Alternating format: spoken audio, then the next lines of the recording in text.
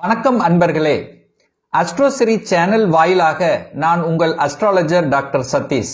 கும்பராசி அன்பர்களே, இந்த பங்குனி மாதம் எப்படி இருக்கும் அப்படின்னு பார்க்கும் பொழுது அது முதலில் தொழில் சார்ந்த விஷயங்கள், வியாபாரம் சார்ந்த விஷயங்கள், வேலை சார்ந்த விஷயம் எப்படி இருக்கும்னா 10ஆம் இடத்தை பார்க்கணும். அந்த 10ஆம் இடத்தை அதிபதியாக இருக்கக்கூடிய அந்த செவ்வாய் பகவான் உங்களுடைய ராசி லக்னத்திலேயே போய் உட்கார்ந்திருக்கார்.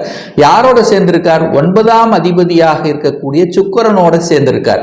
அப்போ 9, 10 சேரும் போது என்ன ஆகுது? தர்ம கர்மாதிபதி யோகம் இருக்கிறது. அப்போ இந்த மாதம் உங்களுடைய எண்ணங்கள், செயல்கள், சிந்தனைகள் எல்லாம் தொழிலை சார்ந்த விஷயமாக இருக்கும்.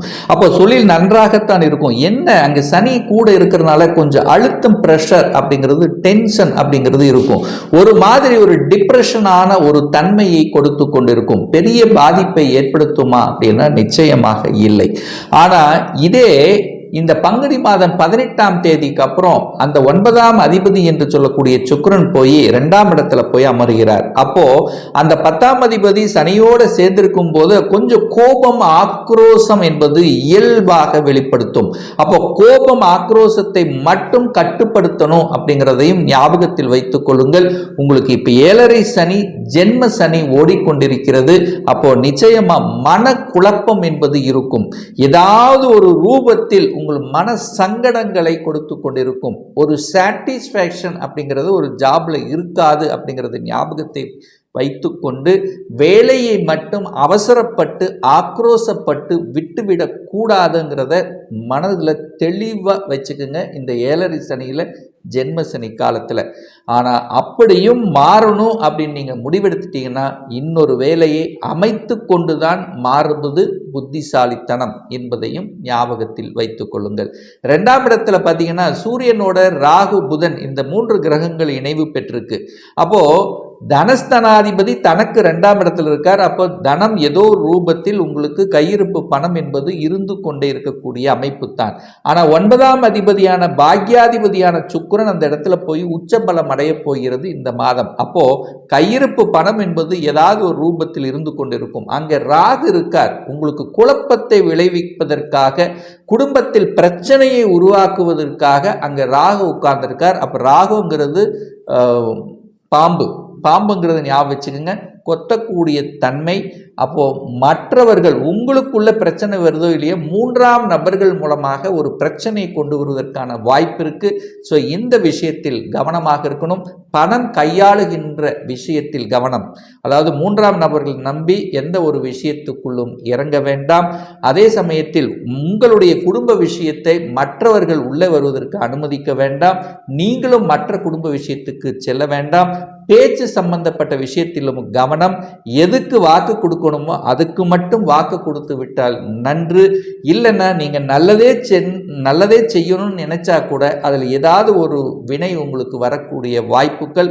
அப்போ என்ன நான் சொல்ல வரேன்னா, 2ஆம் இடத்தில் ராகு இணைந்திருக்கின்ற காரணத்தால, ராகுங்கிறது ஒரு சர்ப்ப கிரகம்ங்கிறதுனால குடும்ப விஷயத்தில் மற்றவர்களுடைய தலையீடு வராமல் பார்த்து கொள்வது நன்று. 3ஆம் இடத்தில் குரு இருக்கிறதுனால நல்லது. அப்போ உங்களுடைய முயற்சிகள், எண்ணங்கள், செயல்கள், சிந்தனைகள் ஏதாவது ஒரு ரூபத்துக்கு செல்லும்.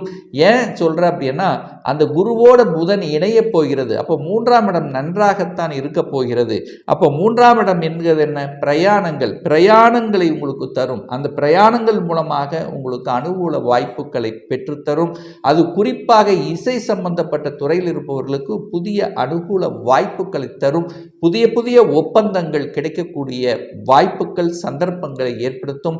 என சுக்கிரன் உச்சபலத்தோடு இருக்கிறதுனால கலைத்துறை சம்பந்தப்பட்ட துறையில் இருப்பவர்களுக்கு புதிய ஒப்பந்தங்கள், சில அலைச்சல் திருச்சல்களை கொடுத்திருந்தாலும் இந்த மாத இறுதியில் பார்த்தீங்கன்னா புதிய ஒப்பந்தங்கள் கிடைக்கக்கூடிய வாய்ப்புகள். ஊடகத்துறையில் இருப்பவர்களுக்கும் ஒரு நல்ல ஒரு அனுகூல வாய்ப்பு தான் தரும். ஏன்னா இதுவரைக்கும் ஊடகத்துறையில் ஏதாவது ஒரு ரூபத்தில் உங்களுக்கு மன கஷ்டத்தை கொடுத்து கொண்டிருந்தது.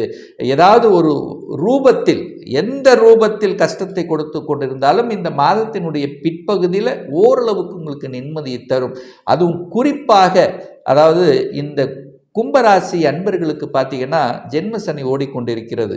அப்போ அவிட்ட நட்சத்திரத்தில் பிறந்தவர்களுக்கு பார்த்தீங்கன்னா இப்போ கொஞ்சம் பரவல்லமாக இருக்கக்கூடிய தன்மை. ஆனால் சதய நட்சத்திரத்தில் பிறந்தவர்களுக்கு தான் இப்போ மனக்குழப்பத்தை கொடுக்கும். எந்த ஒரு விஷயத்தில் புது விஷயத்தில் இறங்கினாலும் கொஞ்சம் இக்கு வச்சு அது செய்யலாமா வேண்டாமா அப்படிங்கிறது யோசித்து செயல்படுவது சிறப்பு. அப்போ தனம் சார்ந்த விஷயத்தில் கவனமாக இருக்கணும். குடும்பம் சார்ந்த விஷயத்திலும் கொஞ்சம் விட்டு கொடுத்து அனுசரணையோடு செல்லணும் அப்படிங்கிறதையும், அதே சமயத்தில் தொழில் சார்ந்த விஷயத்தில் அகலக்கால் வைக்கக்கூடாது அப்படிங்கிறதையும், அதாவது கடன் இந்த மாதிரியான விஷயத்தில் அகலக்கால் வைக்கக்கூடாதுங்கிறதையும் ஞாபகத்தில் வைத்துக் கொள்ளுங்கள். 4ஆம் இடத்து அதிபதியாக இருக்கக்கூடிய சுக்கிரன் பார்த்தீங்கன்னா இந்த மாதத்தில் தனக்கு 11ஆம் இடத்தில் உச்சபலத்தோடு அமைய போகிறார். அப்போ பணம் இருந்தது அப்படின்னா நீங்க என்ன பண்ணிக்கலாம், சொத்துக்களை வாங்கலாம். அதாவது ஒரு வீடு வாங்கணும் அப்படின்னு ஆசைப்படுறீங்கன்னா வீடு வாங்கலாம். ஸோ இந்த மாதிரி பணத்தை சுப செலவுகளை செய்து கொள்வது இந்த கும்பராசினருக்கு உத்தமம் அப்படின்னு எடுத்துக்கலாம். 5ஆம் அதிபதியாக இருக்கக்கூடிய அந்த புதன் பகவான் குருவோடு சேர்ந்து இருக்கிறதுனால இதுவரைக்கும் படிப்பு சார்ந்த விஷயத்தில் ஒரு மந்தத்தன்மை டல்லா இருந்ததுன்னா இப்போ உங்களுடைய படிப்பு திருப்திகரமாக இருக்கும்.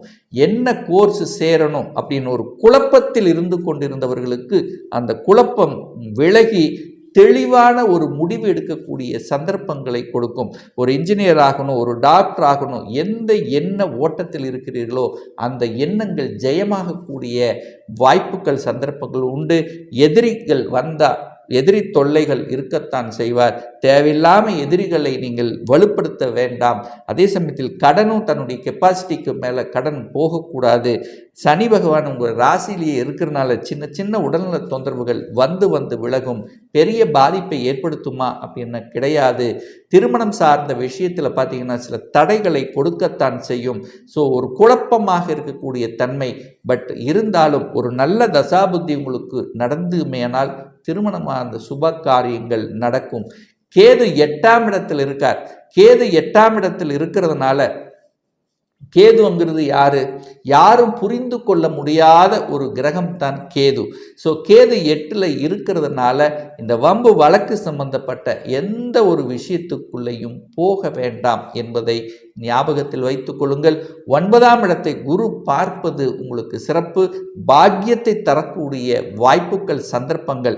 ஒரு நல்ல வேலை அமையலைன்னா திடீரென்று ஒரு வேலை கிடைக்கக்கூடிய வாய்ப்புகள், வெளிநாட்டுக்கு செல்லக்கூடிய யோகங்கள், உயர்கல்வி படிக்கக்கூடிய சந்தர்ப்ப சூழ்நிலைகள் ஒரு சிலருக்கு உருவாக்கும். தகப்பன் மூலியமாக நல்லவைகள் நடக்கக்கூடிய சந்தர்ப்பங்கள் ஒரு சிலருக்கு உருவாகும். 10ஆம் இடத்து அதிபதியாக இருக்கக்கூடிய செவ்வாய் உங்கள் ராசியில் இருக்கிறனால தொழிலில் அது செய்யலாமா இது செய்யலாமா இது அப்படிங்கிற ஒரு மாதிரியான எண்ண ஓட்டங்களை உங்களுக்கு கொடுக்கும். ஆனால் எதனாலும் இந்த காலகட்டம் ஜென்மசனி காலத்தில் ஒரு தடவைக்கு 2 தடவை யோசித்தும் குடும்ப உறுப்பினர்களை கலந்து செய்வது தான் உங்களுக்கு உத்தமத்தை ஏற்படுத்தும்.